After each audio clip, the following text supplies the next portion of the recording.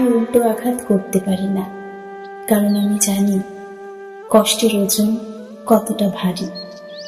যারা আমাকে আঘাত করে তাদের প্রতি আমার রাগ নয়, মনে হয় তারা কোনোদিন ভালোবাসা বোঝেনি। আমি চাইলেই পারি কঠিন কিছু বলতে, চাইলেই পারি তাদের থেকে মুখ ফিরিয়ে নিতে, কিন্তু আমার ভেতরের মনুষ্যত্বটা তা মেনে নেয় না।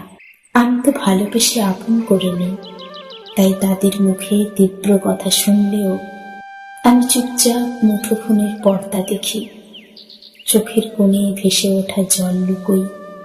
উল্টো আঘাত করতে পারলে হয়তো আমি অনেকটা হালকা হয়ে যেতাম, কিন্তু তখন আমি থাকতাম না আর।